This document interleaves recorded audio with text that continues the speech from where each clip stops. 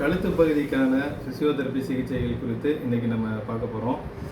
நம்ம கழுத்து பகுதியில் வரக்கூடிய அந்த வலி இன்றைக்கி அனைத்து வயதினருக்குமே வரக்கூடிய ஒரு பிரச்சனையாக இருக்குது.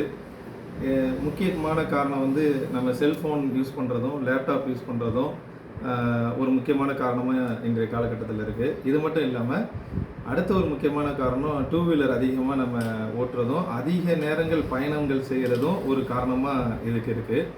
இந்த கழுத்து வலியிலிருந்து நம்மளை எப்படி தற்காத்துக்கணும்னா சிட்டிங் பாஷர்னு சொல்லுவோம். உட்கார்ற பாஷர் நிமிர்ந்து உட்காரணும். நீங்கள் உட்காரும் பொழுது ஒரு 20 நிமிடத்திற்கு ஒரு முறை உங்களுடைய இரு கைகளையும் மேல் நோக்கி ஒசத்திட்டு திரும்ப நீங்கள் கைகளை கீழே கொண்டு வரும் பொழுது அந்த பாஷர்லேயே நீங்கள் நேராக உட்கார்ற மாதிரி அப்படியே மெயின்டைன் பண்ணணும். சரிங்களா?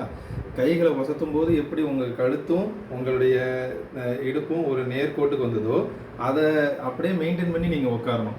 பேருந்தில் பயணம் செய்யும் பொழுது, இல்லை லேப்டாப் யூஸ் பண்ணும் பொழுது, இல்லை நம்ம ஒரு பேங்க்கில் ஒர்க் பண்ணுவீங்க, கம்ப்யூட்டர் ஃப்ரண்ட் ஆஃப் கம்ப்யூட்டர் இருந்துகிட்டே இருப்பீங்க. அப்போ ஒரு ½ அன் ஹவர், ஒரு மினிமம் 20 மினிட்ஸ்லேருந்து ½ அன் ஹவருக்குள்ளே நீங்கள் இந்த மாதிரி கைகளை வசத்திட்டு நீங்கள் இது மாதிரி நேராக உட்காந்திங்கன்னா உங்களுக்கு அந்த பாஸ்டரல் அவேர்னஸ் கிடைக்கும். சரிங்களா?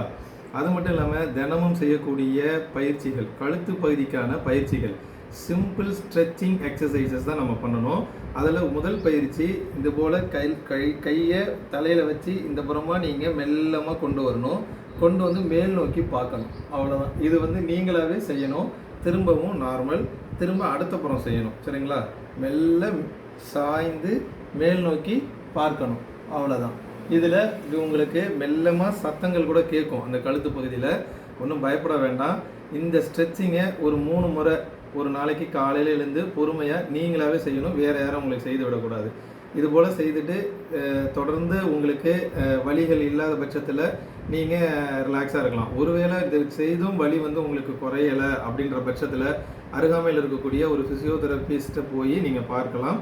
அல்லது எங்களுடைய ஃபிசியோதெரபி சென்டர் நீங்கள் ட்ரீட்மெண்ட் எடுத்துக்கலாம். நன்றி, வணக்கம்.